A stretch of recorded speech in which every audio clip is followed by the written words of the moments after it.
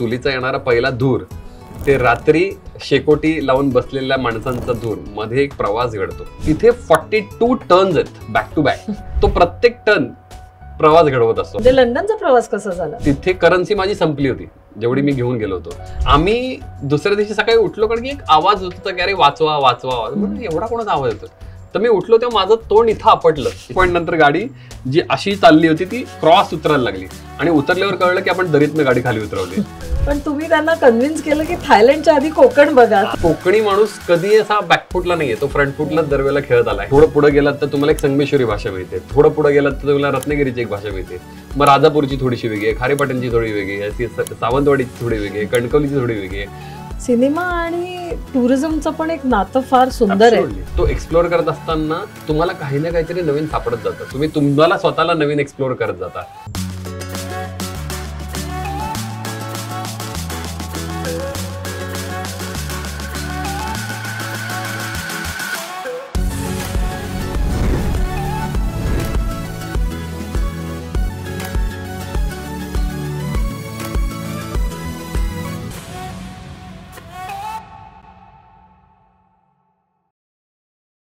Veena वर्ल्डच्या around the world पॉडकास्टमध्ये तुम्हा सर्वांचे मनपूर्वक स्वागत. सिनेमात कलाकार पडद्यावर चमकतात, पण त्यांना योग्य भूमिकेत पडद्यावर आणण्याचं काम जे करतात ते जादूगर म्हणजे कास्टिंग डिरेक्टर. मराठी चित्रपटसृष्टीत कास्टिंग डिरेक्टरला या व्यवसायाला एक प्रोफेशनलिझम ज्यांनी आणलं तेच आजचे आपले गेस्ट आहेत. लगे रहो मुन्ना भाई, 3 idiots, ventilator, Sachin a billion dreams, Thackeray, Ferrari की सवारी अशा अनेक चित्रपटांवर ज्यांनी काम केलेलं आहे. कलाकारांनाच नव्हे तर डेस्टिनेशन्सना, जागांना, ठिकाणांना ह्यांचं कास्टिंगसुद्धा यांनी इतक्या उत्तम प्रकारे केलं ते आपण यंदाच्या एप्रिल मे 99 या चित्रपटात पाहिलं, ज्याचं दिग्दर्शनसुद्धा त्यांनीच केलं आहे आणि आपल्या सर्वांना खूप आनंद दिला आहे. तर चला around the world with Rohan Mapuskar या प्रवासावर. रोहन नमस्कार. नमस्कार. अराउंड द वर्ल्डचे खूप आभार आणि तुमचे खास करून खूप आभार की तुम्ही मला बोलवलं. नाही, खूप बरं वाटतंय तुम्हाला भेटून सुद्धा, कारण मी एप्रिल मे 99 पाहिला आणि रोहन तो पिक्चर बघितल्यावर म्हणजे मला वाटतं एका महिन्यात दुसऱ्यांदा तो पाहिला. कारण राववेच ना, आणि मला जो भेटतो त्यांना मी सांगते नक्की हा बघा. कारण कोकण जर बघायचं असेल, त्याची ब्युटी एक पाहायची असेल तर त्या चित्रपटात एवढी सुंदर ती दिसते. आणि एक समर हॉलिडे म्हणजे आपली स्वप्न असतात, उन्हाळ्याची सुट्टी ही खूप खास असते लहानपणी, आणि त्यातली खरंच मजा त्या ह्या चित्रपटात दिसते.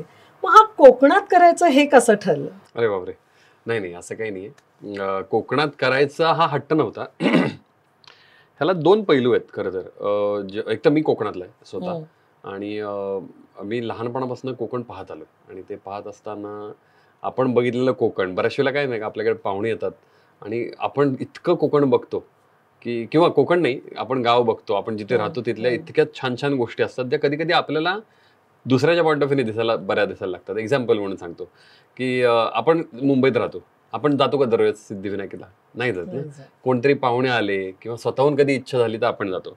तसंच कोकणामध्ये कुठल्याही गावामध्ये, मी आता कोल्हापूरचं उदाहरण घेऊया, कोल्हापूरचा प्रत्येक माणूस दर दिवशी जात असेल कांबाबाईला?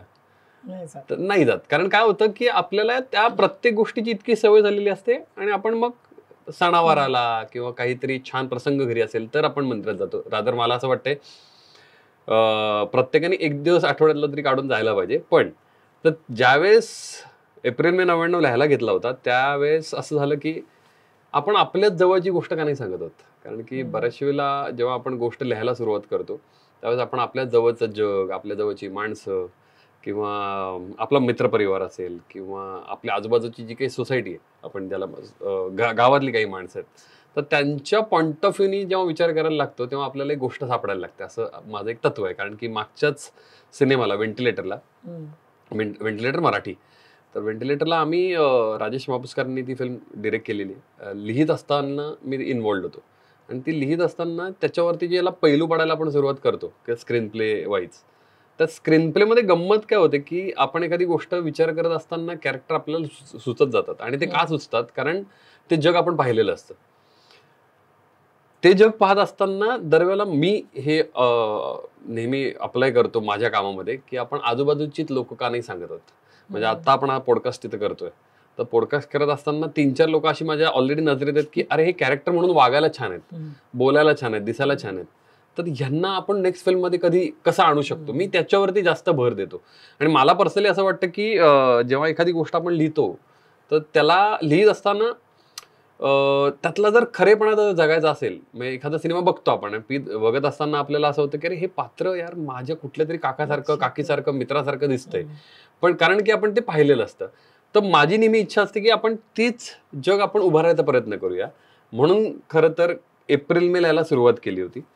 ती लिहित असताना आपण आपल्या लहानपणीच्या सुट्ट्या प्रत्येकजण वेगळ्या सांगूच शकतं. तुमच्या वेगळ्या असतील, माझ्या वेगळ्या झाल्या, अजून 4 मित्रांच्या वेगळ्या असतील, इथे बसलेल्या प्रत्येकाच्या वेगळ्या असतील. तर त्या सुट्ट्यांचा जो मेन गाभा असतो ना, तो असतो की आपण आपल्या त्या सुट्ट्यांमध्ये आपल्या मित्रांसोबत 2 महिन्यात काय करू शकतो. तर एप्रिल मे ही गोष्ट अशी आहे की माझं हे पर्सनल ओपिनियन आहे, लोकांचं मला माहिती नाही, की ते जेव्हा आपण शाळेतनं 8वीतनं 9वीत जातो किंवा 7वीतनं 8वीत जातो किंवा 10वीतनं 11वीत जातो, मग मध्ये ते 2 महिने का आले असतील असा मी एक दिवस विचार करत बसलो होतो. तर मला उत्तर त्याचं जे मिळालं होतं ते असं होतं की बहुतेक आपण एक वर्गातनं दुसऱ्या वर्गात जातोय, तर त्याच्यासाठी आपल्याला मिळालेला तो वेळ आहे ज्याच्यामध्ये 8वीतलं जग झालंय, आता आपण 9वीत चाललोय, आपण थोडेसे दर दिवसाला आपण मोठे होतो, तयारी करूया. तर ती तयारी सोबत मला असं वाटतं आपण स्वतःला एक्सप्लोअर करणार आहोत 2 महिन्यामध्ये. आणि ते एक्सप्लोअर करत असताना येणारा पाहुणा माणूस किंवा आपला येणारा कुठला तरी चुलत भाऊ असेल किंवा चुलत काकांचं कोणतरी अजून त्यांच्या घरातलं असेल, तर त्यांच्यापासून आपल्याला एक वेगळं जग दिसायला लागतं आणि कधी कधी आपलंच गाव आपल्याला सुंदर दिसायला लागतं. तर ह्याच्यातून एप्रिल मेची सुरुवात झाली होती. कोकणात करायची इच्छा मी लिहित असताना 2 गोष्टी नक्कीच बघत होतो. एकतर माझ्या अर्ध्या सुट्ट्या कोल्हापुरात झाल्यात, अर्ध्या संगमेश्वरला कोकणात झाल्यात, माझ्या गावी श्रीवर्धनला माझ्या सुट्ट्या झाल्यात. तर मी या 3 गोष्टी पडताळत होतो की मी कुठं करू शकतो, आणि तिन्ही साईडचं जग मला माहिती होतं. बरं, कोकण दर 15 किलोमीटरला बदलत जातं, भाषा बदलत जाते. म्हणजे तुम्ही आमच्याकडची जी भाषा बघितली तर ती आगरी मराठी भाषा आहे किंवा बाणकोटी भाषा आहे, किंवा थोडं पुढे गेलात तर तुम्हाला एक संगमेश्वरी भाषा मिळते, थोडं पुढे गेलात तर तुम्हाला रत्नागिरीची एक भाषा मिळते, मग राजापूरची थोडीशी वेगळी आहे, खारेपाटणची थोडी वेगळी आहे, सावंतवाडीची थोडी वेगळी आहे, कणकवलीची थोडी वेगळी आहे, फोंडा आणि गोवा बॉर्डरला तुम्हाला 4 वेगळ्या भाषा अजून मिळतात. तर ह्या सगळ्या कोकणातली ज्या काही गमती आहेत त्या गमती करत असताना मला असं आलं की अरे, पण तुम्हाला जर आठवत असेल 2021-22च्या दरम्यान एक सायक्लोन आलं होतं. ते सायक्लोन जेव्हा झालं त्यावेळेस खूप जास्त पडझड झाली होती कोकणामध्ये, खास करून दापोली पासून, म्हणजे गुहागर, दापोली ते मुरुड हा सगळा पट्टा तो कॅप्चर झाला होता. आणि माझं आदल्या दिवशी रात्री फिल्म मधलं कॅरेक्टर आहे प्रसाद नावाचं, एप्रिल मे मध्ये, तर ते माझ्याच मित्राचं नाव मी दिलं होतं. मला असं वाटतंय ही फिल्मच तुमची स्टोरी आहे. नाही ऍक्च्युली पात्र लिहिताना येस मी मित्रांची वरती जवळची, जसं मी मगाशी म्हणालो, किंवा काही शेड्स माझेही आहेत एखाद्या कॅरेक्टरमध्ये. तर त्या लिहित असताना प्रसादचा फोन आला होता आणि आदल्या दिवशी तो मला व्हिडिओ कॉलवरती दाखवत होता, अरे बघ काय पाऊस पडतोय, बघ किती झाडं वेड्यासारखी हवेने पडण्याच्या परिस्थितीत आहेत. तर ते आदल्या दिवशी माझी येत होती की अरे कोकणामध्ये छान पाऊस वादळ चाललं, आणि आम्हाला ही सवय नाहीये कोकणात की गप्पा बसायचं, प्रत्येकाला काही ना काहीतरी तुझ्या आयुष्यात काहीतरी करायलाच लागतं. तर त्यामुळेच दुसऱ्या दिवशीपासून प्रसादचं कॉन्टॅक्टच बंद झालं, आणि सडनली मला कुठेतरी त्याला एक नेटवर्क मिळालं आणि त्याचा फोन आला, अरे आपलं श्रीवर्धन 20 वर्ष मागे गेलंय. म्हटलं 20 वर्ष मागे गेले. मग मी राजेश मापुसकरांशी बोललो, तर आम्ही असं ठरवलं की आपण आपल्याकडनं जेवढी मदत करता येईल तेवढी करण्याचा प्रयत्न करूया. मग आम्ही एक ग्रुप काढला, मग आम्ही काही व्हिडिओज प्ले केले की लोकांपर्यंत पोहोचू दे, आणि जी काही ही पूर्ण कोकण पट्ट्याची जी काही वाट लागले, पडझड झाले, तर त्या सगळ्यांना वेळोवेळी तिथे मदत पोहोचावी, कारण की जवळजवळ 1 महिना लाईट नव्हती आणि आम्ही दुसऱ्या दिवशी लगेच गेलो होतो. तर आम्हाला जातानाचे सगळे रोड पण झाडं इतकी, जुनी झाडं इतकी पडली होती, ती पाहूनच असं आलं की अरे हा म्हटलं ते बरोबर आहे की 20 वर्ष आपण मागे गेलो. त्या दिवशी मी ठरवलं होतं, जर मी एखादी स्क्रिप्ट केली तर मी ती श्रीवर्धनवरतीच, असं नाही की माझं गाव म्हणून, पण कोकणावरती करेन. आणि कोकणी माणूस कधी असा बॅकफुटला नाहीये, तो फ्रंटफुटला दरवेळेला खेळत आला. हे मला कुठेतरी असं वाटलं की आपण कोकणातून सुरू करूया. आणि एक हातभार ज्यावेळेस आपण अख्खं गाव नाही सांभाळू शकत, आपण सोशल मीडियाच्या माध्यमातून जेवढं अपील करू शकतो एवढं नक्कीच करू शकतो. पण जर तुम्ही आपण एक अमाऊंट देऊन एक घर बांधलं किंवा कोणाची पडझड झाली तर तिथे काहीतरी पोहोचवण्याचा प्रयत्न, त्या सगळ्या गोष्टी झाल्या. पण रेम्युनेशन वाईज आपण काहीच करू शकत नाही. त्यावेळेस मी डिसाईड केलं होतं की आपल्या माध्यमातून, आपल्या फिल्म माध्यमातून श्रीवर्धनला किंवा आजूबाजूच्या पट्ट्याला जेवढे आपण काम केल्याने तिथे पैसा जनरेट होतो ऑटोमॅटिकली, तिकडच्या लोकांना रोजगार मिळतो. तर तोच एक उद्देश होता, म्हणून मी श्रीवर्धन फायनल केलं होतं. नाही, पण बरं झालं तुम्ही घेतलं ते, कारण तो सिनेमा बघताना असं जाणवलं की किती सुंदर आहे कोकण. आणि एक तिथे जायची इच्छा माझ्या मनात पण आली की ऑफकोर्स मी गेले आधी, पण लहान असताना गेले. सो आता जाऊन ते परत रोहन मापुसकरांच्या डोळ्यातून ते एक्सप्लोरर म्हणून बघायला नक्की आवडेल. वाह! आपण जग फिरतो, म्हणजे अराउंड द वर्ल्ड पण आपण म्हणतो, तेव्हा सगळीकडे जातो. भारतही आपण बघतो. पण महाराष्ट्रात थोडं कमी फिरल्या जातं. जसं तुम्ही म्हणालात की स्वतःचंच घर असल्यामुळे आपण थोडे कमी जातो.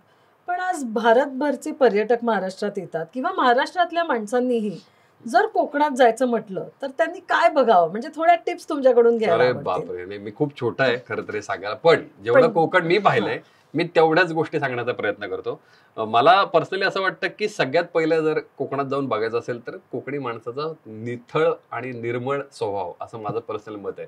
की तो भांडेल एका क्षणापुरतं, पण दुसऱ्या क्षणाला तो तुमचा इतका आपला होऊन जातो, जसा तो आपण उकडीचा मोदक कसा असतो की बाहेरून आपल्याला त्याचं एक ते बेसिकली कवर दिसतो, कवर पण दिसतं आतून आपल्याला, गोड पण आतून गोड गोडवा असतं. असतो. तसं नारळाचं पण आहे ना, हो. की बाहेरून कणखळ असतो, पण आतून तेवढाच नरम नारळ, त्यातला ते जे शाळं असतं. कोकणी माणूस एक्झॅक्ट तसा आहे. तर मला पर्सनली असं वाटतं की कोकणातल्या माणसांना जर जाऊन तुमचं तिथलं आदरातिथ्य काय असतं, असं म्हणत नाही की फक्त कोकणातच आहे, प्रत्येक गावागावात आपल्याला ते पण आदरातिथ्य तिथली मिळतं. पण खासियत कोकणामध्ये वेगळी एक आहे. खासियत आहे की इतका गोड माणूस कसा काय, म्हणजे तो खरंच प्रेटेंड करत असतो का गोड, तर नाहीये तसं, खरंच तो गोड असतो. म्हणजे तुम्ही माझ्या गावाला माझ्यासोबत चला, मग तुम्हाला कळेल की नक्कीच. अजूनही असं वाटतं की आपण कुठल्याही घरात जाऊन कुठल्या डब्यात काय काय खाऊ आहे हे ते माहिती घेऊ आहे आपल्याला. तर कुठेही बांधिलता नसते. आणि एप्रिल मे तुम्ही पाहिला, तर एप्रिल मे मध्ये एक छोटासा इन्सिडेन्स होतो आणि त्या इन्सिडेन्स मध्ये एक डेथ सिक्वेन्स आहे, हो. तुम्ही पाहिलाय. आणि तो तुम्ही बघितलं असेल की तो सीनच त्याच्यासाठी होता की मुंबईमध्ये बऱ्याचशा वेळेला शेजारच्यांना पण कळत नाही की घरात काही डेथ झाली कधी कधी, पण कोकणी माणसात जेव्हा ही गोष्ट कळते तो ऑटोमॅटिकली अख्खं गाव तिकडे जमायला लागतं. तर ह्या सगळ्या छोट्या छोट्या गोष्टी आहेत की ज्या कोकणामध्ये एक्सप्लोर करायला मिळतात. दुसरं मला असं वाटतं की कोकणाची सुंदरता, पालघर पासून बघायला गेलं तर पालघर पासून कारवार पर्यंत अख्खं कोकण पट्टा पण मानला जातो. नंतर ते स्टेट डिवाइड झाले, नंतर प्रत्येकाला नावं मिळाली, कारवार झालं, गोवा झालं, इकडे रायगड झालं, सिंधुदुर्ग झालं, पण हा सगळा कोकण बेल्टच आहे. पण तो कोकण बेल्ट तुम्ही जेव्हा एक्सप्लोर कराल तेव्हा प्रत्येक ठिकाणचं, जसं मगाशी म्हणालो की तुम्हाला प्रत्येक ठिकाणी वेगळी लँग्वेज, वेगळी माणसं, वेगळ्या स्वभावाची माणसं, वेगळी सुंदरता प्रत्येक टप्प्याटप्प्याला बदलत जाते. म्हणजे पालघरवरनं तुम्ही चालू करता, आता इंडस्ट्री हे खूप जास्त आहे पालघर पासून अगदी रत्नागिरीपर्यंत, तर थोडासा पाण्यामधला एक कलर आपल्याला टेक्स्चर कळतं. तेच थोडं तुम्ही तळ कोकणात गेलात, सिंधुदुर्ग असेल किंवा कणकवली असेल किंवा टुवर्ड्स थोडंसं गोवा बॉर्डरला असेल, तर तिथला एक पाण्याचा अजूनही तो निळाक्षार कलर तुम्हाला बघायला मिळतो. त्यामुळे आपल्याकडे कोरल्स किती दिसतात, सापडले हो. मालवणला, जिकडे लोक जातात आणि स्कुबा डायव्हिंग करतात किंवा स्नॉर्कलिंग करतात.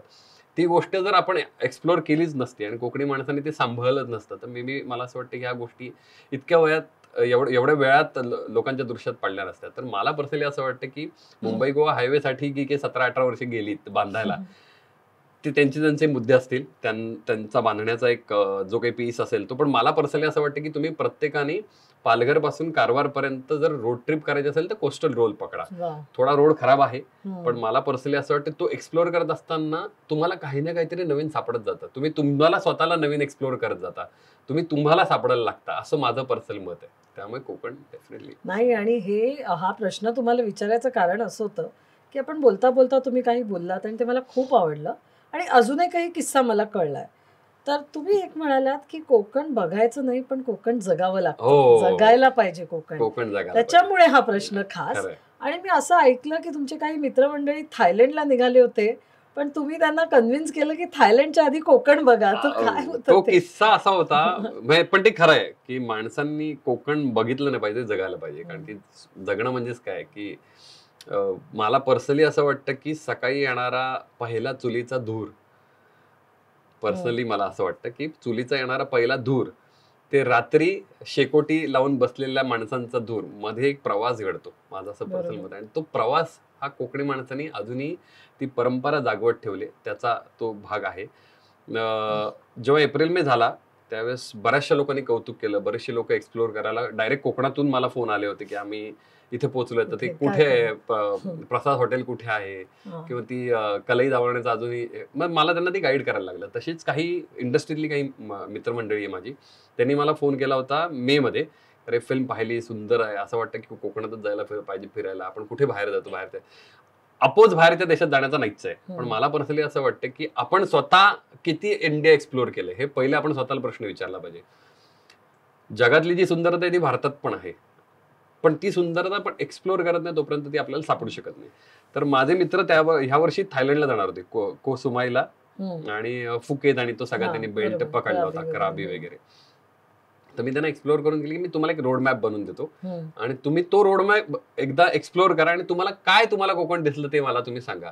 आणि ज्यावेळेस ते प्रत्येक टप्प्याला पोहोचत होते, त्या प्रत्येक टप्प्यावर त्यांनी मला फोन केला होता, अरे तू सांगितलेली प्रत्येक गोष्ट इथे आहे जी आम्हाला बाहेर जाऊन एक्सप्लोर करताना आली नसती. आणि कॉस्ट कटिंग होतेच ऑब्व्हियसली. आणि रोड ट्रिप म्हटल्यावरती काय होतं, खास करून आमच्यासारख्या माणसांना प्रत्येक प्रवासामध्ये एक गोष्ट सापडत जाते. प्रत्येक प्रवासामध्ये तुम्ही स्वतःला एक्सप्लोर करत जाता आणि ती गोष्ट करत असताना तुम्हाला स्वतःला सापडायला लागतं, असं माझं तत्व आहे. त्यामुळे त्यांनाही त्याचा अनुभव आला आणि मी काही गोष्टींचे ठराविक ठिकाणं सांगितली होती जिथे खूप सुंदर खायला मिळतं. काही काही ठिकाणी दापोली असेल, गुहागर असेल, सावंतवाडी असेल, रत्नागिरी सिटी असेल, ह्या प्रत्येक ठिकाणी त्यांची एक छान ओळख आहे खाद्यांची. तर ती पण त्यांना मी लिहून दिली होती. तर त्यांची ती अख्खी रोड ट्रिप त्यांना थायलंडपेक्षाही सुंदर वाटली होती. आणि त्यांनी प्रत्येकाने बकायदा आल्या मुंबईत मेसेज केला होता की त्यांना किती सुंदर वाटलं कोकण. खूप छान. म्हणजे रोहन मापुसकर एक उत्कृष्ट कास्टिंग डिरेक्टर नव्हे, ते ट्रॅव्हल कन्सल्टंट पण आहे असं म्हणायला हरकत नाही, कोकणासाठी स्पेशली. नाही, ते कसं आहे, मी ना गेले 17-18 वर्ष आमचा एक ग्रुप आहे, त्याच्यामध्ये मिक्स एज ची काही माणसं आहेत. आमचे मामा कोल्हापूरचे आहेत आणि ते संजय हेगिष्टे नाव आहे त्यांना, आणि विनायक हेगिष्टे म्हणून दुसरे मामा जे रत्नागिरीत राहतात. ते एक घाटपट्टा आणि एक कोकण पट्टा, असं ते कॉम्बिनेशन आहे. आणि आम्ही त्यांची काही मित्र आम्ही असे जॉईन करून गेले 18-19 वर्ष दरवेळेला गाडी काढतो आणि आमचा नेम नसतो की आम्ही कुठं जाणार आहोत. गाडीत बसल्यावरती आमचं डेस्टिनेशन डिसाईड होतं की इथे जायचं, तर ती गाडी त्या दिशेने निघते. पण परमार्थ निकेतन बेळगावला कलावती यांचं एक छोटस मंदिर आहे, सत्संग आहे, चालतं तिथे. तिथे दरवर्षी आमची भेट होते. म्हणजे दरवेळेला तिथे भेट देऊन मग आम्ही आमचा प्रवास चालू करतो. मग तो कधी कधी केरळात जातो, तो कधी कधी तामिळनाडूत जातो, तो कधी कधी हैदराबादला जातो. त्याला काही नेम नसतो. पण त्या पूर्ण प्रवासामध्ये बऱ्याच वेळेला असं होतं की अरे तो प्रवास इतका सुंदर घडत जातो ना, कारण त्याला काही प्लॅन नसतं ना, कुठेही निघायचं. आणि तो निघत असताना वेगळंच जग आपल्याला दिसायला सुरुवात होतं. बऱ्याच वेळेला काय होतं की आपण एखादा पॉइंट डेस्टिनेशन फिक्स केलं की आपण तो रोडमॅप टाकतो आणि त्या रोडमॅप नुसार आपण निघायला सुरुवात करतो. पण आम्ही काय करतो एक्सप्लोर करताना की आता ते कलावते यांचं उदाहरण दिलं मी, त्या परमार्थ निकेतनची इथून आम्ही समजा डिसाईड केलं की आता आपण एक काम करूया, आपण बेळगाव हायवे न पकडता आपण दांडेली मार्गे खालती कारवारला उतरूया आणि कारवारवरनं एक्सप्लोर करूया. मग कारवारनं परत एक वेगळा रूट पकडून मुर्डेश्वरवरून, तुम्हाला मुर्डेश्वरच्या अगोदर खूप सुंदर धबधबा आहे जॉकफॉल म्हणून, तर त्या जॉकफॉलच्या इथून एक वेगळा रूट बाहेर पडतो जो हायवेला जातो. तो असं एक्सप्लोर करत जात असताना तुम्हाला काही ना काहीतरी तिथली एक नवीन ब्युटी दिसायला सुरुवात होते. मला एक किस्सा सांगायला नक्की आवडेल की असाच एक प्रवास घडत असताना मी कधी उटी पाहिलेलं नव्हतं. तर आमचं असं सडनली डिसाईड झालं की चला आता उटीला जाऊया आपण. आम्ही काबिनीवरनं सुरुवात केलं प्रवास आमचा. काबिनी फॉरेस्टवरनं बंडीपुरा आलो आणि बंडीपुरावरून आम्ही उटी गेलो. तर उटीला जाताना आपल्याला रोड प्रवासात हे माहिती नसतं की पुढचा येणारा रोड कसा आहे. तर तिथे 42 टर्न्स आहेत बॅक टू बॅक. तो लेफ्ट घेतला की राईट, राईट घेतल्यावर लेफ्ट, असे टर्न्स आहेत. आणि तिथे एक पर्टिक्युलर स्पीडवरतीच तुम्हाला एकतर गाडी उतरवायला लागते किंवा चढवायला लागते. तर ह्या सगळ्या गोष्टी तुम्ही फ्लाईट मधून जात असताना, ट्रेन मधून जात असताना तुम्ही मिस करता. तर तो प्रत्येक टर्न प्रवास घडवत असतो, असं माझं पर्सनल मत आहे. त्यामुळे हा सगळा प्रवास गाडीतून करण्याची मजा वेगळी. नाही, खरं आहे. म्हणजे हे रोड ट्रिप्स जेव्हा होतात त्या प्रवासाची मजा काही वेगळीच असते. आणि आता हे ऐकून मला तुमच्याच फेरारी की सवारी पिक्चरची आठवण झाली, कारण त्यात सुद्धा गाडी आहे. गाडी हे मुख्य त्याच्यातलं कॅरेक्टर आहे. आणि मला वाटतं प्रवास करताना सुद्धा गाडी हे तसं एक मेन काय म्हणूया मीडियम होतं कॅरेक्टर नसतं ना तुमचं ते. हा ते की आपण ते बघत जातो. पण फेरारी की सवारीसाठी मला वाटतं लंडनला जाणं झालं होतं का, किंवा लंडनला तो तुम्ही खूप मूवी माहिती लंडन घेतली मध्ये शूट केलेला आहे. सो तिथे काय गमती झाल्या, म्हणजे लंडनचा प्रवास कसा झाला? तुम्ही खरं खूप माहिती घेतल्यापासून मला त्या दिवशी लंडनला जाता आलं नव्हतं आणि त्याचं हा. मला खूप जास्त वाईट वाटलं होतं. कारण की जेव्हा छोटा पार्ट जेव्हा शूट होत असतो हो. तेव्हा पूर्ण क्रू जात नाही. जा, तर बरोबर. तो ठराविक क्रू मॅनेज करून तुम्हाला न्यावा लागतो, ज्याला बेसिकली लंडन एक्सप्लोअर केलेलं असलं, म्हणजे कधी तुम्ही पहिले जाऊन आला असेल तर तुम्हाला माहिती असतं की अरे इथला ज्याला माहिती आहे त्यालाच घेऊन गेलेलं बरं पडतं. तो प्रोडक्शन जेव्हा करायचा वेळ येते तिकडे, ते प्रोडक्शन करत असताना त्या माणसाला माहिती असतं की कुठून काय काय पहिले आपण येऊन गेल्यामुळे आपल्याला एक्सप्लोअर करून झालेलं आहे. तर मला नव्हतं जाता आलं लंडनला आणि मला त्याचं प्रचंड वाईट वाटलं होतं आणि मी राजेश मापोसकरांना सांगितलं होतं, मोठ्या भावांना, की यार मला खूप दुःख झालं होतं की तू मला घेऊन गेला नाहीस. पण ती इच्छा मी 2021 मध्ये पूर्ण केली. कारण की मी एक ॲज अ कास्टिंग डिरेक्टर म्हणून खूप वर्ष काम केल्यानंतर मी एक मित्र आहे माझा पंकज सावंत, त्यांनी एक फिल्म लिहिली होती सिमिलाक्रा नावाची. So simulacra means copy without sorry copy without an origin असं त्याचं बेसिकली जसं म्हणणं, म्हणजे आपण व्हेंटिलेटरला एक टॅगलाईन दिली होती, यारे या सारे या, तसं सिमिलाक्रा means copy without an origin.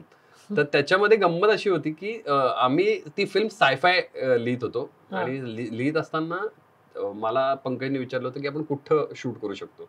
तर मी त्याला 3 ऑप्शन दिले होते. ऑब्व्हियसली बिझनेस पॉईंट ऑफ व्ह्यूने पण दिलं होतं. एक होतं पॉंडिचेरी, दुसरं होतं उत्तराखंड आणि उत्तराखंडचं युके म्हणून आम्ही ते युके असं प्लॅन केला. आणि मग युकेचे काही असे पॉईंट ऑफ व्ह्यू मिळाले आम्हाला लोकेशन वाईज, की आम्हाला असं वाटलं की अरे ही सिनेमा आपण जर केला तर तो लंडन जास्त बेटर होईल. तर ती जी इच्छा माझी 2011ला नव्हती झाली, ती 2021ला पूर्ण झाली होती आणि मी जवळजवळ 1 महिना लंडनमध्ये होतो आणि लंडनमध्ये मी इत्थंभूत सगळं एक्सप्लोअर केलं होतं.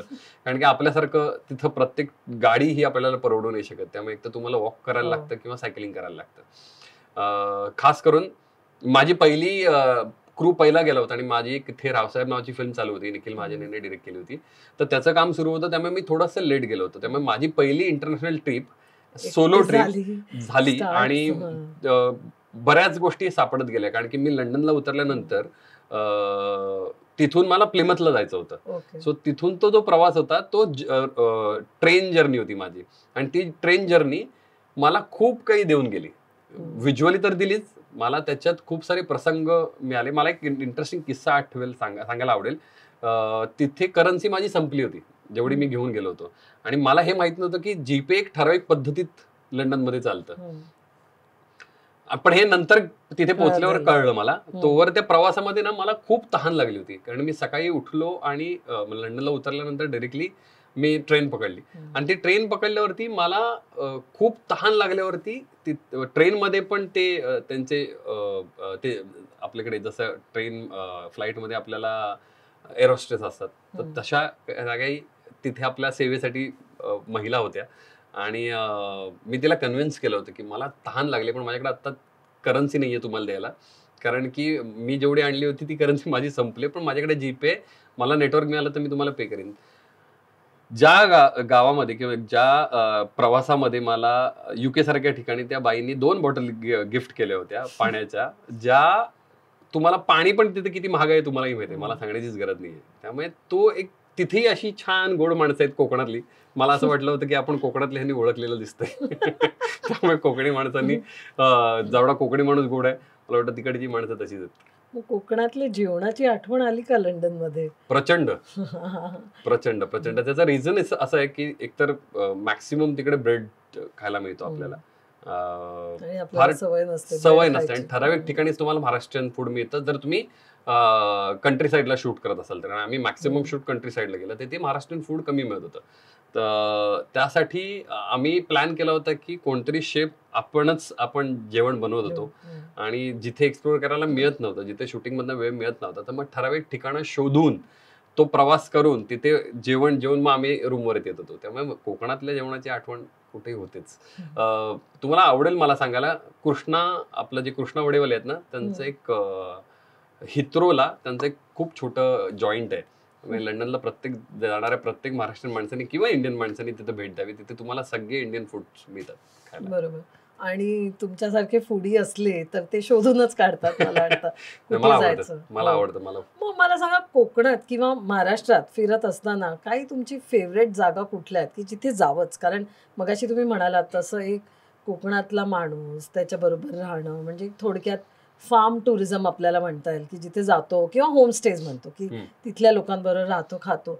मग असं जे एक ऑथेंटिक एक्सपिरियन्स जर हवा असेल तर मग तो कुठे घ्यावा? मी कोकणातलं तसं नाही, मी जे जिथे जाऊन महाराष्ट्रात आलो मी किंवा कुठेही. महाराष्ट्रातलं हो. सांगतो. मी मला तुम्हाला कराडला एक आपलं गाव नावाचं ठिकाण आहे. हम्म, हम्म. पावसामध्ये मी ते एक्सप्लोअर केलं होतं. मी फार Okay. पूर्वीची गोष्ट सांगतोय. हा. म्हणजे नुकतंच आपलं गाव सुरू झालं होतं. एक वृद्ध गृहस्थ आहेत, त्यांनी ते सुरू केलं त्यांच्या वाईफने आणि त्यांनी. सो आपलं गाव ही अशी गोष्ट आहे की जिथे लहानपणी आपल्याला शिकवलं गेलं ते मामाच्या गावाला जाऊया, हा. पण ते मामाचंच गाव आहे, पण त्याला नाव त्याने आपलं गाव दिलंय. हम्म. तर त्या म्हणजे बेसिकली त्यांनी ज्या पद्धतीत ती त्यांची लँड बिल्टअप केले, तर तिथे तुम्ही एकदा आत एंटर केलं की तुम्हाला तिथलंच बनलेलं जेवण, तिथेच बनलेल्या पदार्थ, तिथेच बनलेल्या भाज्यांपासून बनलेले पदार्थ, किंवा एक तर तिथे नॉनव्हेज मिळत नाही. काही नॉनव्हेज खाणाऱ्या माणसांना त्याचा त्रास होईल, पण तितकंच सुंदर व्हेज जेवण तिकडे मिळतं. कारण की तिथे हळद घरी केली जाते, भाजीपाला घरी केला जातो. तिथे दूध स्वतः जे काही त्यांनी गाई म्हैशी पाळलेले त्यांच्यापासूनच तुम्हाला चहा किंवा कॉफी किंवा दूध लहान मुलांसाठी किंवा सगळ्या गोष्टी ज्या तुम्ही लहानपणी विसरून गेलायत आणि तो नॉस्टॅल्जिया तुम्हाला परत जागायचं असेल तर ते आपलं गाव असं ठिकाण, असं माझं पर्सनल मत आहे. कारण की तिथून काही लोक दूध अजूनही मुंबईत ऑर्डर करणारी माणसं आहेत. वाव. काही लोक 5 लिटर मागवतात, काही लोक 10 लिटर मागवतात आणि त्यांचं आठवड्याभराचं ते क्लिअर होऊन जातं. तसंच तूप तिथे बनतं. मला तिथे एक इंटरेस्टिंग गोष्ट पाहायला मिळाली ती म्हणजे तिथे एक छोटंसं स्विमिंग पूल आहे, पण Okay. ते स्विमिंग पूल गाई आणि म्हशींसाठी आहे. अच्छा. म्हणजे माणसांचं एक स्विमिंग पूल आहे, पण गाई म्हशींसाठी पण दररोज तेवढी स्वच्छता तिथे असते. त्यामुळे ते आपलं गाव वाटतं खरं तर. त्यामुळे तसं एक ठिकाण ते कराडला आहे. त्याच्या व्यतिरिक्त कधी तुम्ही प्रवासात असाल मुंबई आणि गोवा, बरीचशी ठिकाणे जिथं तुम्ही एक्सप्लोर जाऊन करू शकता. त्यापैकी एक माझं फेवरेट ठिकाण आहे रसराज नावाचं, रत्नागिरीमध्ये खूप सुंदर एक ब्राह्मणी पद्धतीचं स्नॅक सेंटर आहे. तिकडे तुम्हाला चुलीवरची मिसळ किंवा चुलीवरती बनलेले सगळे पदार्थ खायला मिळतात. सेम गोष्ट मालवणला पण आहे. किंवा राऊ नावाचं एक हॉटेल आहे, छोटंसं जॉईंट आहे. एक राऊ जिथे स्नॅक सेंटर आहे आणि एक राऊ वाडा म्हणून आहे, बाजूबाजूलाच आहे त्यांचं. त्यांनी त्यांच्या आईवडिलांचा म्हणजे त्यांचं नाव मी आता विसरलो, पण रा म्हणून त्यांचं आणि उ म्हणजे त्यांच्या आईचं नाव, असं त्याची सुरुवात म्हणून त्यांनी ते राऊ नाव दिलं होतं. हे तुम्हाला कराडपासून तुम्ही जेव्हा टुवर्ड्स मुंबईच्या दिशेला येत आहे तिथून कराड सोडल्या एक 4-5 किलोमीटरवरती लेफ्ट साईडला तुम्हाला राऊ भेटतं. तुम्हाला रात्री तिथे जेवण मिळतं आणि सकाळी तिथे तुम्हाला स्नॅक्स मिळतात आणि ते प्युअर महाराष्ट्रीयन पद्धतीचे थालीपीठ असेल, वांग्याचं भरीत असेल, भाकरी असेल. त्यांची इंटरेस्टिंग गोष्ट काय आहे, रात्री जर तुम्ही तिथे जेवायला गेलात राऊ वाड्याला तर तुम्हाला प्रत्येक खानदेशी प्लेट मिळेल, तुम्हाला कोल्हापुरी प्लेट मिळेल, असं प्रत्येक ठिकाणचं काही ना काहीतरी छान खाद्यपदार्थ तुम्हाला खायला मिळतात. अशी खूप सारे ठिकाण आहेत जे तुम्ही एक्सप्लोर करता प्रवासामध्ये. म्हणजे भारताची ही खासियतच आहे की भारतातच नाही, महाराष्ट्रात सुद्धा एवढ्या वेगवेगळ्या प्रकारचं जेवण आपण टेस्ट करू शकतो की रोज जरी एक वेगळी डिश घ्यायची म्हटली तरी मला वाटतं वर्षभर आपण बिझी राहू त्याच्यात. अगदीच.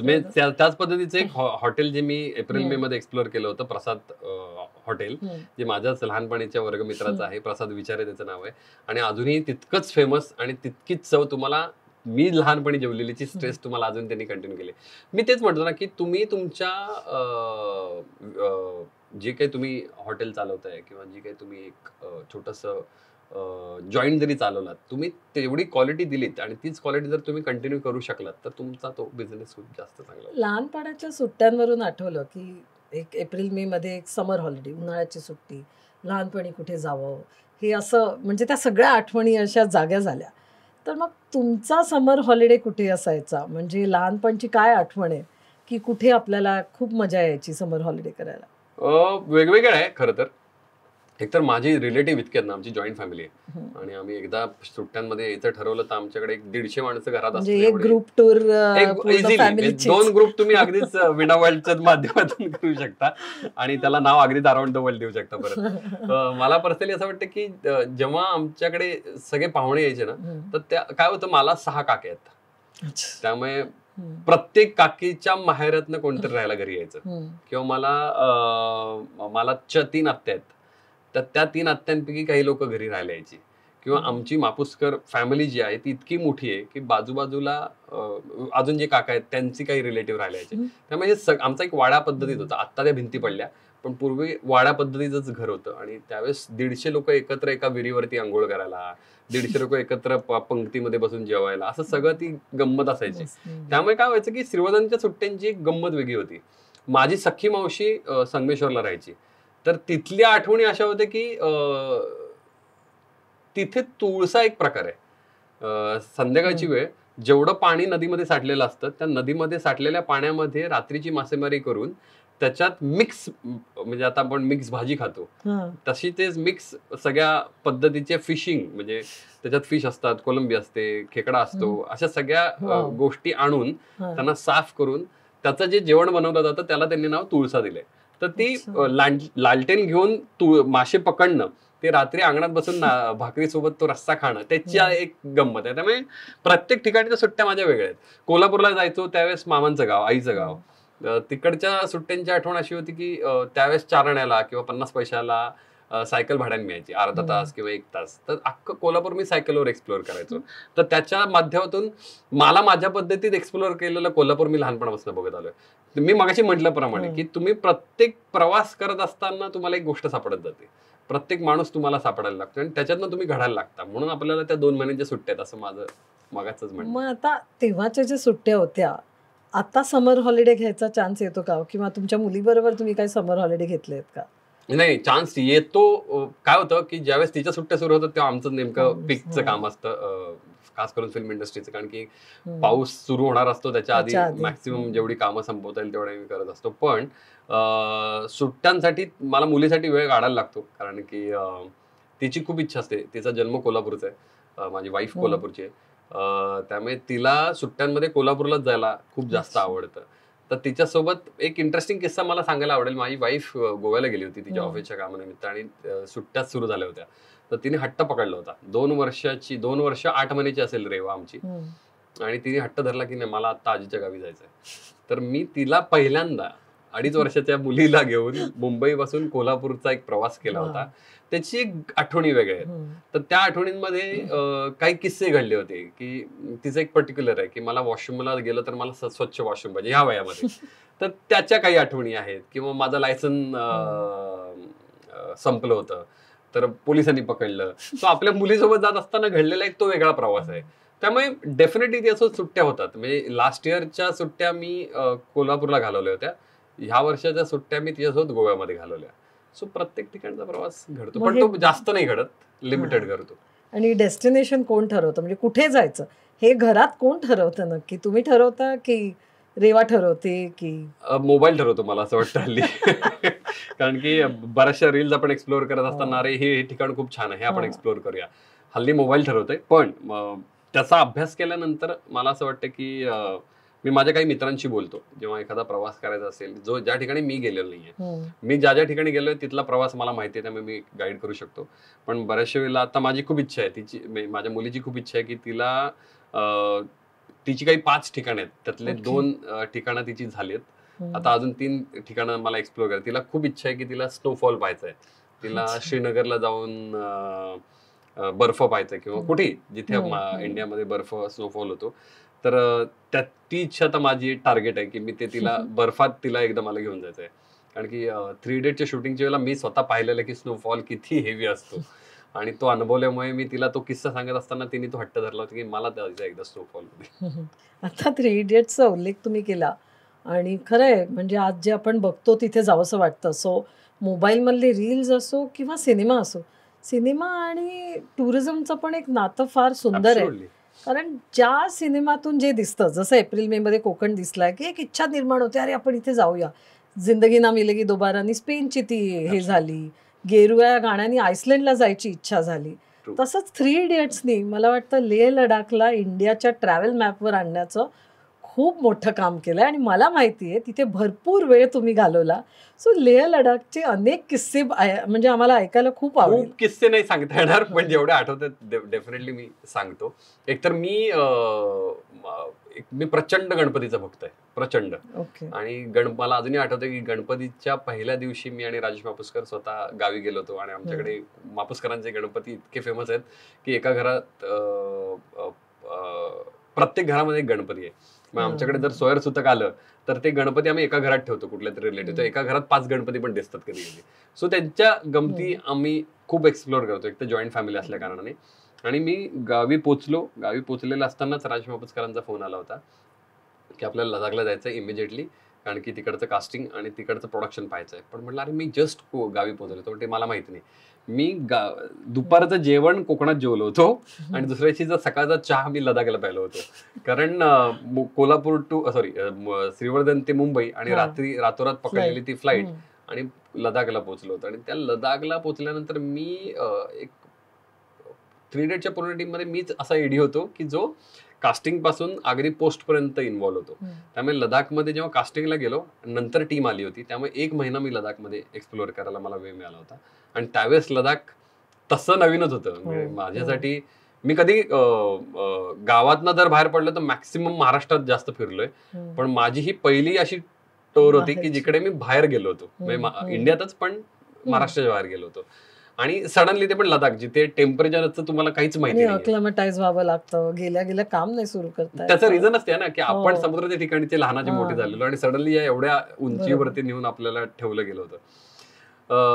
ती डी वरनं कुठली तरी गोळी आहे, जी मी नाव विसरलो, डायमॉक्स घेऊन आम्ही मग आमचा प्रवास चालू केला होता. आणि आम्हाला क्लिअरली तिकडच्या लोकल प्रोडक्शननी सांगितलं होतं की तुम्ही आजचा अख्खा वेळ तुम्ही घरात रूम मध्येच घालवा, कारण की एक्लिमेटाइज जोपर्यंत तुम्ही होत नाही तोपर्यंत लदाख एक्सप्लोर करून फायदा नाहीये.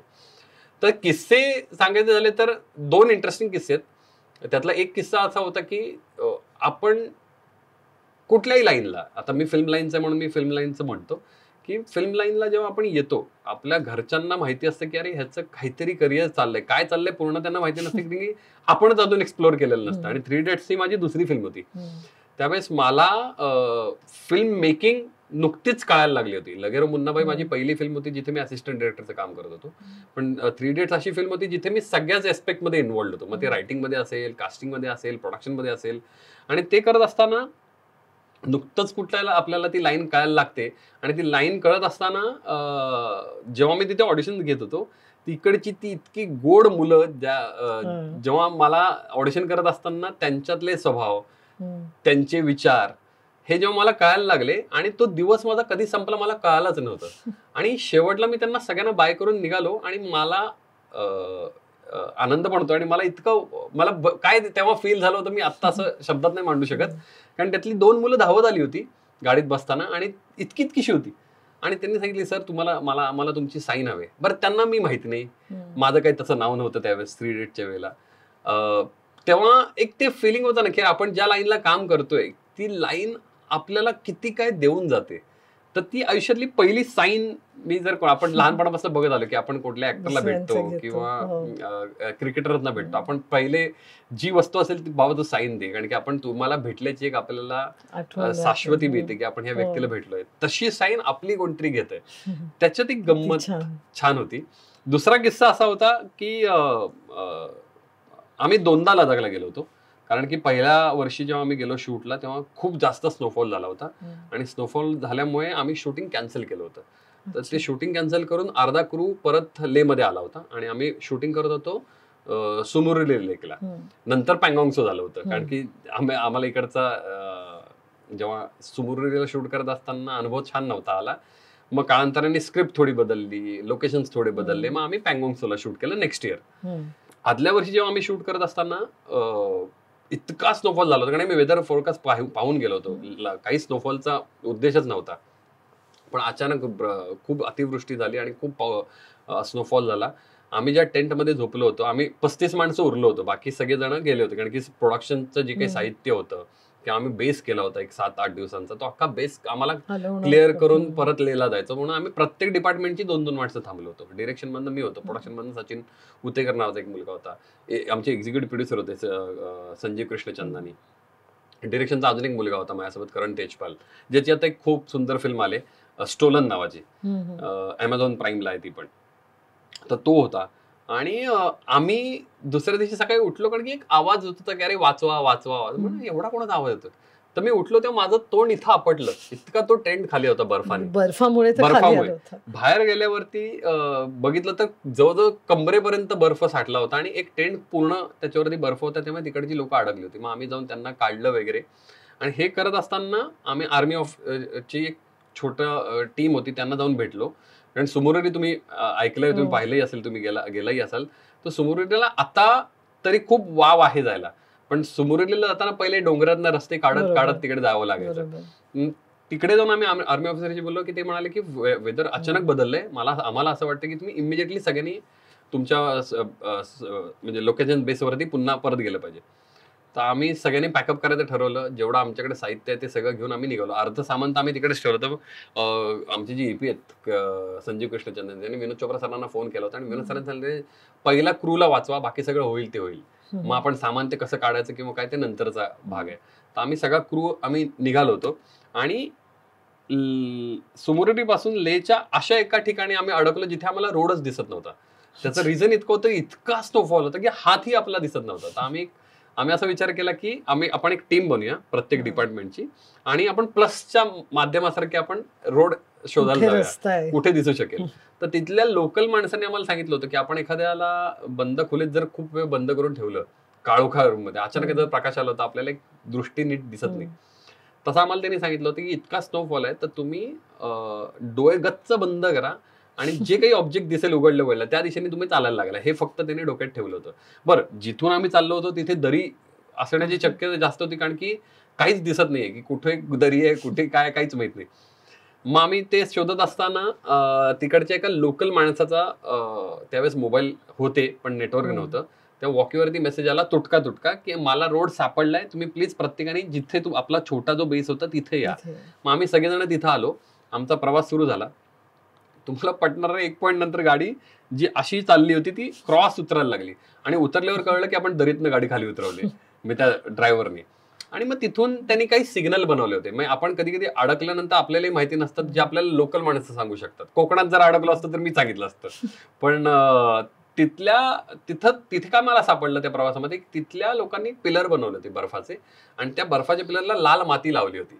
सो त्या लाल मातीमुळे तुम्हाला लाईटचा सिग्नल मिळत होता आणि मग त्या पद्धतीत त्यांनी तो रोड मॅप करून आम्ही ले पर्यंत आलो होतो. त्यामुळे खूप इंटरेस्टिंग किस्सा, अगदीच ऍडव्हेंचरस ट्रॅव्हल. खूप ऍडव्हेंचर.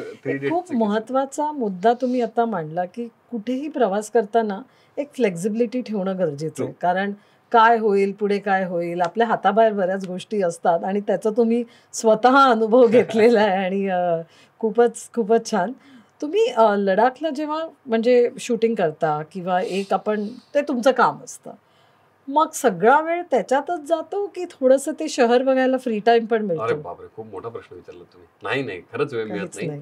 वेळ मिळतो त्यावेळेस आपण इतके थकलेलो असतो की असं वाटतं की रूम बंद बाहेर पडू नये. पण जर तुम्ही खूप जास्त एन्थू असाल, तुमची एनर्जी तुम्हाला साथ देत असेल, तर मला असं वाटतं तुम्ही प्रत्येक जागा एक्सप्लोर केलीच पाहिजे. तसं जेव्हा आमच्या ज्या मीटिंग्स व्हायच्या ना त्या रात्री 2-2 वाजता व्हायच्या, कारण की दिवसभर आम्ही थकलेलो असायचो आणि शूटिंग केल्यानंतर रात्री दुसऱ्या दिवशीचं प्रिपरेशन जे असायचं त्याच्यासाठी आम्ही प्लॅनिंग करायचो. आणि तुम्ही लडाख एक्सप्लोर केलेलं आहे, त्यामुळे लडाखला एक पर्टिक्युलर वेळ आहे, त्यावेळेसच सूर्य लवकर येतो आणि लेट मावळतो. त्यामुळे जितकं तुम्हाला शूटिंग करत असताना जेवढी डेलाईट मिळते, जेवढं तुम्हाला शूटिंग कम्प्लीट करता येईल तेवढं तुम्ही करून तुमचं काम जेवढं काढता येईल तेवढं काढत असतं. त्यामुळे प्रत्येक वेळेला झोपायला लेट व्हायचा, त्यामुळे उठायला आम्हाला उठलो की डायरेक्ट सेटवरती असं व्हायचं. पण 1-2दा असं झालं होतं, जसं मी मगाशी सांगितलं की खूप बर्फ पडला आणि मग अर्धी टीम लेला परत आली. तर 2 दिवस बाकी सगळ्या गोष्टी करत असताना प्रोडक्शनच्या, म्हणजे ज्याला आपण रॅप म्हणतो, रॅप करत असताना वेळ मिळाला त्यावेळेस गाव एक्सप्लोर केलं होतं. किंवा आम्ही असं एक लडाख आणि चायना बॉर्डरवरती एक तिबेटियन गाव आहे छोटं, त्याचं नाव मी आता विसरलो, मी काळांतराने आठवेल मला. तर तिथे जाऊन आम्ही तिकडचं मंदिर एक्सप्लोर केलं होतं, तिकडचं फूड एक्सप्लोर केलं होतं. मॅग्नेट हिलला आम्ही गेलो होतो. मॅग्नेट हिलला माहिती नव्हतं की ती मी आता गाडी, बरेचसे हो, लोक जायला हो, लागलेत, हो. पण त्यावेळेस माहित नव्हतं की मॅग्नेट हिल म्हणजे काय. हा. तर तो प्रवास बाईक घेऊन गेल्यानंतर तुम्हाला उलट बघितल्यावरती कळतं की अरे आपण खूप काही प्रवास करून वरती डोंगरावर हो. वरती चाललो. त्या सगळ्या गोष्टी एक्सप्लोर करायला मिळाल्या. मला असं वाटतं की आपण लंडनला गेलो होतो त्यावेळेस पण सेम, की चालत मी इतका फिरलो होतो की एक पॉईंट नंतर मला लंडन पाठवायला लागलं होतं. त्यामुळे मला तिकडची आमचाच क्रू विचारायचा, अरे आज इकडे चाललोय तर कुठून जाऊ. त्यामुळे ते तुम्ही एक्सप्लोर कसं करता त्यावरती डिपेंड करतं. नाही, खरंय खरंय. आणि थोडं स्वतःहून बाहेर पडून चालत फिरलं की एखादी जागा आपल्याला खरंच कळते, असं होतच. पण लंडनला मला वाटतं खर्च सांभाळण्यासाठी तुम्हाला चालतच फिरलं पाहिजे. अदरवाईज ते परवडणार नाही. म्हणजे थ्री इडियट्सचा आता तुम्ही जो सगळं सांगितलं, तेव्हाचं लडाख आणि आत्ताचं लडाख यात खूप फरक पडलाय. खूप पर्यटक तिथे जातात आणि त्याच्यामुळे तिथेही बरेच बदल झाले आहेत आणि आता बऱ्याचपैकी सोयीचा प्रवास होतो असं म्हणता येईल. पण थ्री इडियट्ससाठी लडाख निवडायचं हे कसं अरे ठरलं? बापरे. त्याचे पण खूप सारे किस्से आहेत. त्यातले 2 इंटरेस्टिंग किस्से म्हणजे पहिले 3 इडियट्स आमिर खान सर किंवा शर्मन सर किंवा माधवन सर नव्हते करणार. आम्ही ठरवलं, राजू सरांनी ठरवलं की मी नवीन स्क्रिप्ट लिहितोय हां, जी कॉलेज गोईंग स्टुडंट हां. वरती आहे. तर आपण एक पूर्ण एक्सप्लोर करूया नवीन कास्टिंग. हं. तर आम्ही खूप महाराष्ट्रीयन असतील, गुजराती असतील किंवा अजून इंडियातले इतर. काही हां, इतर हां. भाग आम्ही ऑडिशन्स केले होते आणि त्याच्यातनं प्रत्येक ऍक्टर आम्ही चूजही केला होता. मागच्या एका इंटरव्ह्यू मध्ये मी बोललोही होतो की अमृता करीनाच्या रोलसाठी ऑलमोस्ट फायनल झाली होती, अमृता खानविलकर. हं. तर ज्यावेळेस एक डिरेक्टर जेव्हा एखाद्या स्क्रिप्टवर काम करतो आणि ती स्क्रिप्ट जेव्हा आपण आपल्या प्रोड्युसरला ऐकवतो, तो प्रोड्युसर काही नाव सजेस्ट करतो किंवा टीम कधी कधी काही नाव सजेस्ट करते. त्यातून मग शर्मन सर आणि माधवन सरांचं नाव बाहेर आलं होतं, कारण की नुकताच रंग दे बसंती येऊन गेला होता आणि त्यांची जी केमिस्ट्री होती ती केमिस्ट्री आपण आम्ही विचार केला होता की आपण ती पुन्हा एक्सप्लोर करू शकतो. मग नंतर असं आलं की अरे आमिर सर पण त्यात होते आणि सुरुवातीला SRK शाहरुख खान सर करणार होते.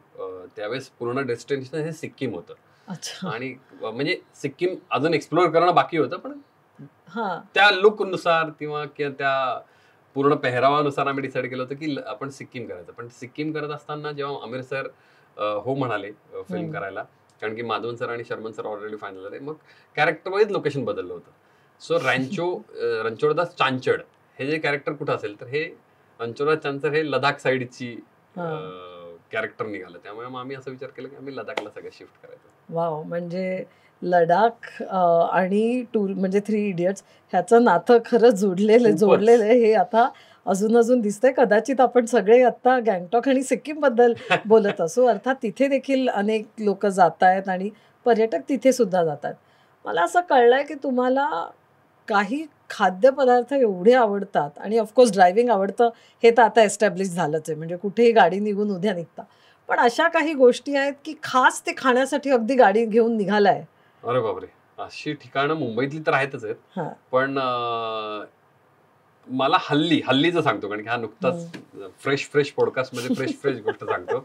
मी आता एक ऍक्टिंग वर्कशॉप केला ठाण्यामध्ये आणि त्याची जेव्हा मी रेकी करत होतो त्यावेळेस मला पहिल्यांदा गोखले उपहार गृहबद्दल कळालं आणि मी त्या दिवशी नाश्त्याला गेलो. मला ती इतकं आवडलं की आत्ता गणपतीच्या दुसऱ्या दिवशी मी आईबाबांना सांगितलं की मी राहतो बोरिवलीला आणि आईबाबांना आणि माझ्या पूर्ण फॅमिलीला सांगितलं की आपण सकाळी उठून ब्रेकफास्टला घेऊन जाऊया, मी सांगतो कुठे जायचं ब्रेकफास्टला. म्हणून आम्ही प्लॅन केला आणि बोरिवली टू फक्त ब्रेकफास्टला मी ठाण्यात गेलो होतो आणि त्याचं रिझन इतकंच होतं की तिथलं जे फूड होतं त्याला खूप गावची टेस्ट होती, असं माझं पर्सनल मत आहे. कारण की ज्या पद्धतीचं त्यांचं फरसाण आहे किंवा ज्या पद्धतीत त्यांचे वडे बनवले जातात किंवा उपासाची मिसळ बनवली जाते, तर ती मला इतकी आवडली की मला असं वाटलं की काय होतं, आपण आपल्या आई वडिलांना जेव्हा घेऊन जातो त्यावेळेस त्यांना त्यांच्या गावातल्या आठवणींमध्ये थोडासा जाण्याचा भाग मिळतो. म्हणून मी तो हट्ट करून तिकडे गेलो होतो. आणि दुसरा, आमची तिसरी जनरेशन म्हणजे माझ्या भावाचा मुलगा किंवा माझी मुलगी, त्यांनाही त्याची टेस्ट करावी की अरे हे जनरेशन टू जनरेशन चालत राहावं. आणि तो प्रवास की बऱ्याच वेळेला होता ना की आमच्या फिल्मचीच एक लाईन आहे फरारी की सवारीची, जो देखेगा वही सीखेगा. तर मला असं वाटतं की माझ्या मुलीने जर मला पाहिलं की अरे आपल्या वडिलांना प्रवास करायला आवडतं किंवा नवीन जागा एक्सप्लोअर करायला आवडतात, तर मला असं वाटतं की तीही तिच्या मोठेपणी त्याच गोष्टी कंटिन्यू करेल.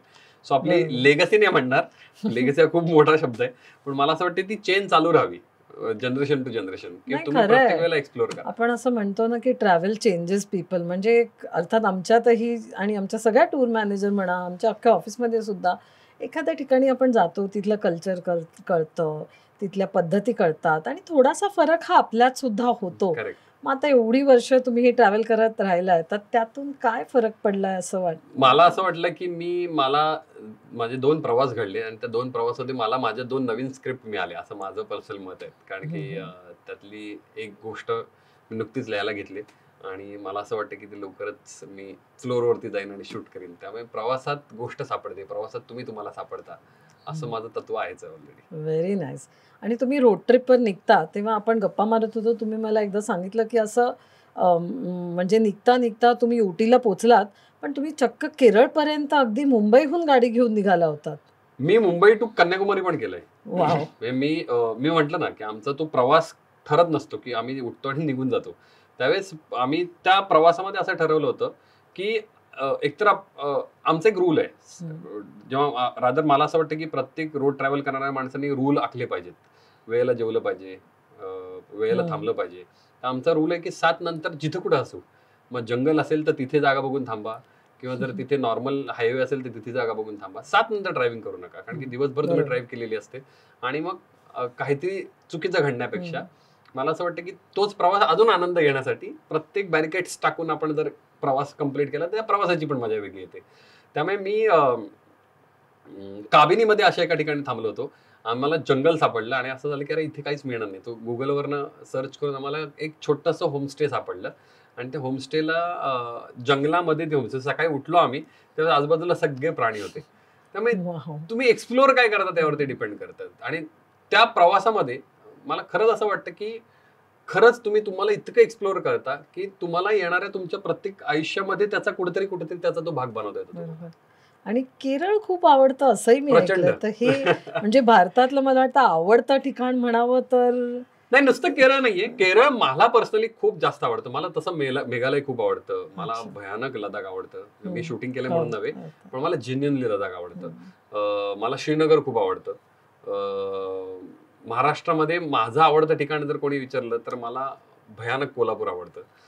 तर प्रत्येक गोष्टीची, त्या जागेची काहीतरी तिची ओळख आहे आणि त्या ओळखीला आपण आपलंसं का केलेलं असतं, कारण की त्यात आपलं काहीतरी कॅरेक्टर आपल्याला मिळालेलं असतं, असं माझं पर्सनल मत आहे. तसं कॅरेक्टर मला केरळामध्ये खूप सापडलं. कारण की केरळ आपण बघितलं तर मी कोस्टल एरियातला माझा जन्म आहे, मी समुद्रकाठचा माझा जन्म आहे. तर केरळ पण तिकडची जी पद्धत आहे, संस्कृती आहे, ती जवळशी महाराष्ट्रीयन पद्धतीचं आहे.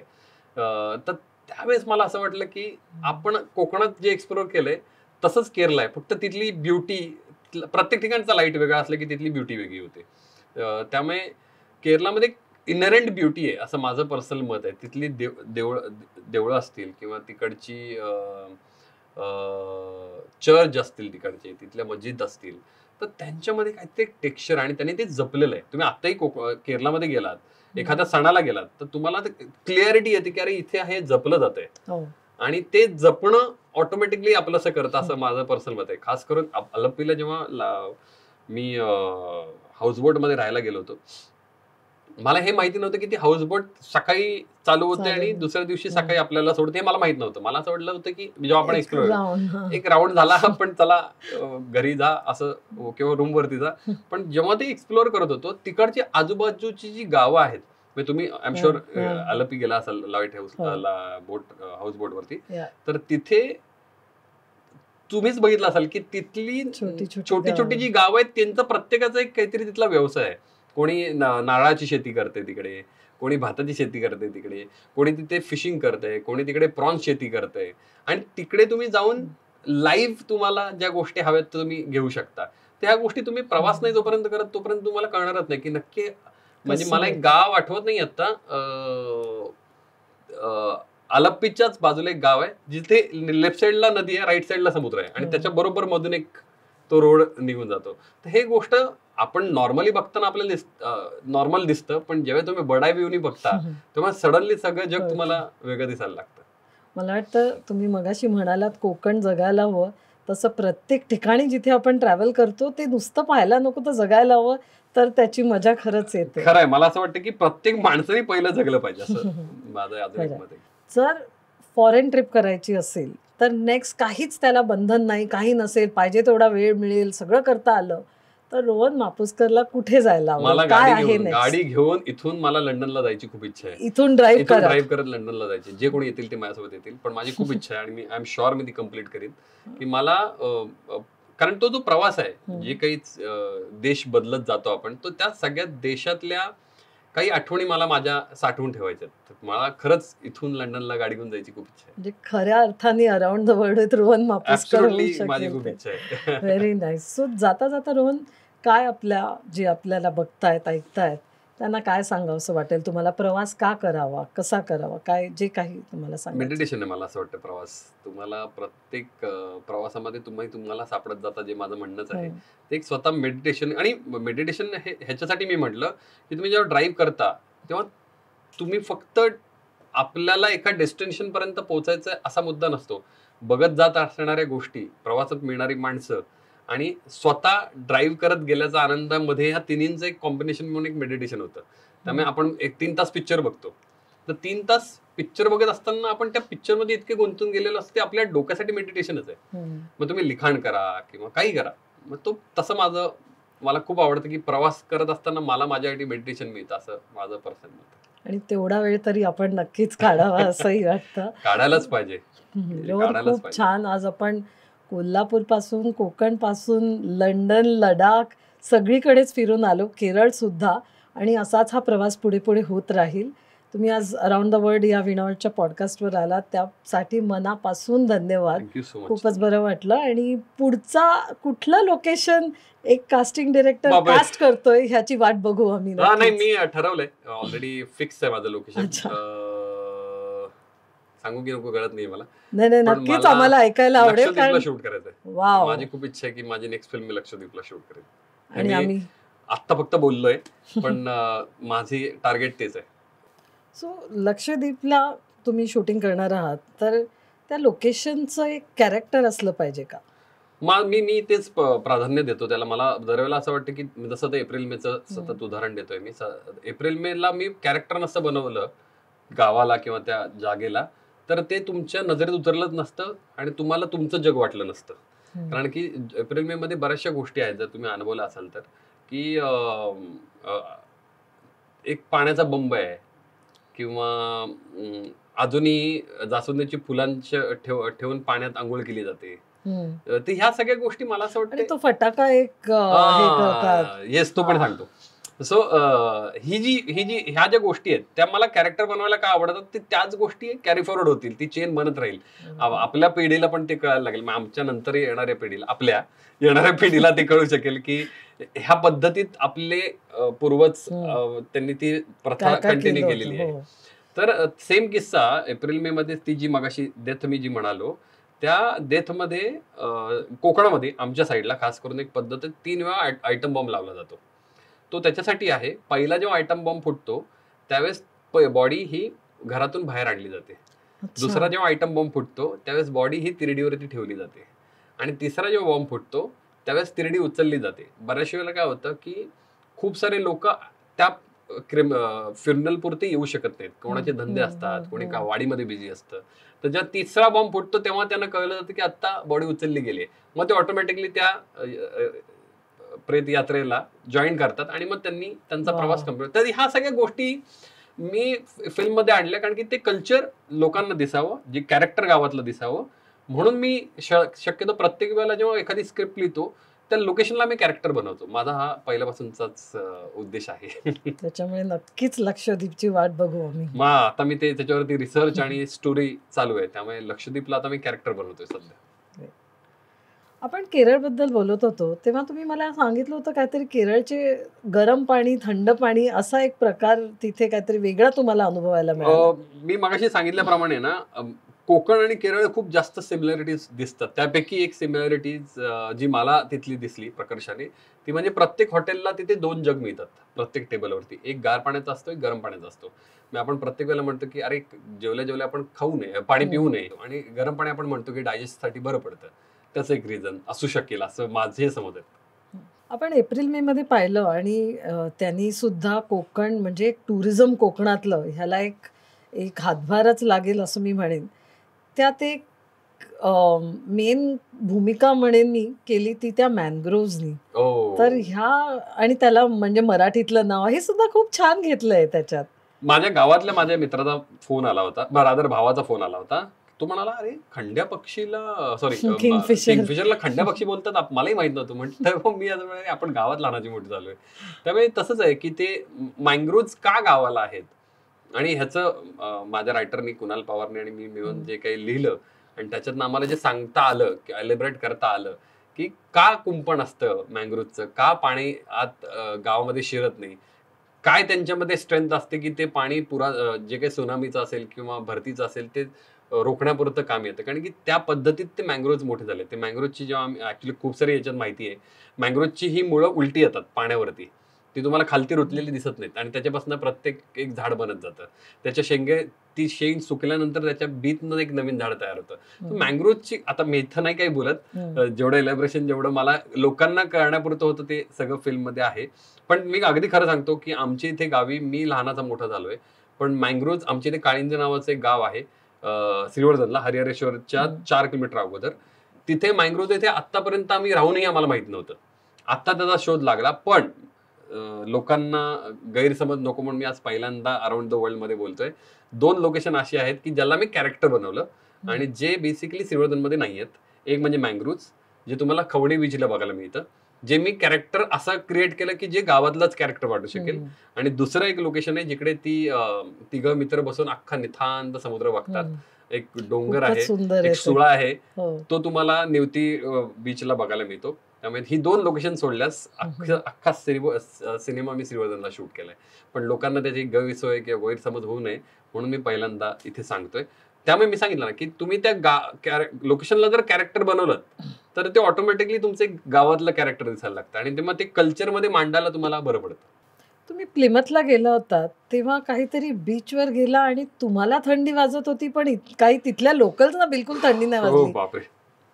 नाही, लोकल्सला थंडी असली ना, अख्खा क्रू एक तर प्लिमथला ज्यावेळेस मी गेलो, मी एक्लेटराईज झालोच नाही, वेळच मिळाला नाही. कारण की मी जस्ट रात्री पोहोचलो, संध्याकाळची वेळ होती, झोपलो आणि दुसऱ्या दिवशी शूटला गेलो. मी पहिल्यांदा लंडन, ते पण कंट्री साईड बघत होतो आणि सकाळी 4-4:30ला डे लाईट आली होती. त्यामुळे आम्ही शूटिंग लवकर सुरू केलं. एक वृद्ध व्यक्ती आली, मला वाटतं माझ्या अंदाजाने त्या 75-80 वर्षाच्या लेडी असतील आणि त्या आल्या. त्यांनी पाहिलं, त्यांनी सगळ्यांना गुड मॉर्निंग विश केलं. बीचवरती शूट करून आम्ही गाण्याचं शूट करत होतो, सिमिलाक्रा फिल्मचं. आणि ते करत असताना त्या अगदी आल्या, जसं आपल्याकडे कशा कोकणात छान आज्या असतात, सकाळी उठून शेकोटी करतात, गरम पाणी करतात, तसं तिकडे एक्झॅक्टली उलट मला पाहायला मिळालं. त्या आल्या, त्यांनी आपले वस्त्र काढले, बिकनीवरती 4-4:30 वाजता त्या व्यक्ती थंड पाण्यामध्ये, जिकडे आम्ही कुडकुडून मरायची वेळ आली होती, अशा ठिकाणी त्या स्विमिंग करत होत्या. सो किती ड्रास्टिक चेंज होता बघताना. आणि तिथे इंटरेस्टिंग, एक तर मी कॉफी लवर आहे आणि त्यामुळे मला त्यांना बघत असताना एक छोटासा टापू दिसला, डोंगर दिसला एक, आणि त्या डोंगरावर एकच कॅफे होता. सो मी मित्राला सांगितलं 5 मिनिटात आलो मी. शूटिंग सोडून मी 5 मिनिटं, कारण की सेटअप चालू होता, तोपर्यंत मी जाऊन तिथे एक्सप्लोर करून आलो. तर बऱ्याचशा गोष्टी तुम्हाला प्रवासात सापडतात, जसं मी मगाशी म्हटल्याप्रमाणे. आणि ते असे अनफॉरगेटेबल, कम्प्लिटली अनफॉरगेटेबल. कव्हना पॅरे शूट करत असताना जे आपण लोकेशन पाहिलेले आहेत, जे आपण फक्त रील वरती पाहिले, ते रिअल लाईफ मध्ये बघितल्यासारखे जेव्हा फील होतात, त्यावेळेस ऑटोमॅटिकली आपल्यातला एक लेखक जागा होतो आणि मग आपण तिथे बसून काहीतरी लिहायला सुरुवात करतो. तसं मला असं वाटतं की ते प्रत्येक लोकेशन कॅरेक्टर असलं पाहिजे. नक्कीच. आपण म्हणतो की ट्रॅव्हलनी आपल्या पर्सनॅलिटीमध्ये सुद्धा बदल होतात. म्हणजे एक प्रवास केला की कुठेतरी आपण आतून बदलतो. मग असा कुठला प्रवास आहे का की ज्याने काही बदल घडला तुमच्यात? एक इंटरेस्टिंग किस्सा असं नाही म्हणणार, पण एक प्रवास छोटासा सांगतो. मी जी मगाच्या ट्रिपचा उल्लेख केला, मी तसंच दुसऱ्यांदा उटीला गेलो होतो आणि उटीच्या प्रवासामध्ये एक फोन आला आणि मला कळलं की माझी आजी गेली. आणि आजी गेली म्हटल्यावरती आम्ही सगळेच, जेवढे माझ्यासोबत जेवढे माझे फ्रेंड्स होते, आम्ही असं ठरवलं की आपण आत्ताच्या आत्ता निघूया. आणि बंडीपूर, म्हणजे उटी, बंडीपूर आणि तो जो सगळा प्रवास आहे तो करून आम्ही कोल्हापुरात आलो होतो. तर इमॅजिन की जिकडे आपल्याला कळतं की आपली आजी किंवा आपल्या आजोबाची व्यक्ती कोणतरी गेले, जाताना आपण आनंदी गेलो होतो, येताना आनंद होता, पण त्याच्यामध्ये छोटीशी अशी घटना होती जी आपल्याला आपल्या लहानपणाच्या प्रवासामध्ये आपल्याला ती मिळाली होती. तर एक साईडला प्रवास माझा घडत होता वेगवेगळ्या जर्नीमध्ये, वेगवेगळ्या दृश्यांमध्ये, आणि एक साईडला माझा एक प्रवास माझ्याकडनं सुटला होता. सो त्याची नाळ होती. मला असं वाटतं की त्याच्यामध्ये पण मी मला सापडत गेलो की खरंच हे इमोशन्स किती इम्पॉर्टंट आहेत. आपल्या माणसाचं आपल्यामध्ये असणं, जी सिनेमामध्ये पण लाईन आहे, गेलेली प्रत्येक व्यक्ती आपल्या आठवणीत राहतेच ना. आपल्या एप्रिल मेचीच लाईन आहे की जेव्हा त्यांना कळतं, फिल्म बघितल्यावर तुम्हाला कळेल, एक घटना कळते आणि त्यावेळेस तो आपला कृष्ण आहे, तो जाईला उदाहरण देतो की गेलेली प्रत्येक व्यक्ती ही आपल्या आठवणीत राहतेच ना. सो ती त्या प्रवासामध्ये मला भेटलेली ती लाईन होती की माझ्या आठवणीमध्ये माझी आजी होतीच, पण उटी टू श्रीवर्धन त्या प्रवासामध्ये मी तो अख्खा माझा लहानपण तिच्यासोबत जगलो होतो. आजच्या अनुभवाबद्दल तुम्हाला काही सांगायला आवडेल का? मी तर तुमचे खरंच आभार मानतो अराउंड द वर्ल्ड. मला असं वाटतं की अराउंड द वर्ल्ड तुम्हाला स्वतःला इन्स्पायर करायला संधी देते, तुम्हाला एक्सप्लोर करायची संधी देते. त्यामुळे प्लीज हा प्रवास अराउंड द वर्ल्ड आमच्यासोबत प्रेक्षकांनी किंवा इथे येणाऱ्या प्रत्येक पॉडकास्टला प्रत्येक माणसांनी तो प्रवास पूर्ण केला पाहिजे, ज्याच्यासाठी तुम्ही इन्स्पायर करता. Thank you so much. खूप छान गप्पा झाल्या आपल्या, आणि या आठवणी तर नक्कीच आमच्या बरोबर राहतील. पण आमची एक डायरी आहे आणि त्यात एक तुमची खास आठवण आम्हाला नक्कीच आवडेल. लगेच.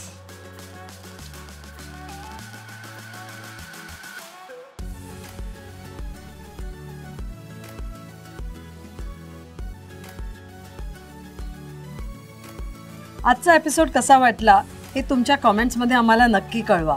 आणि हो, पुढच्या एपिसोडमध्ये कोणाला भेटायला आवडेल हे सुद्धा आम्हाला कळवा. लाईक करा, शेअर करा आणि सबस्क्राईब करा.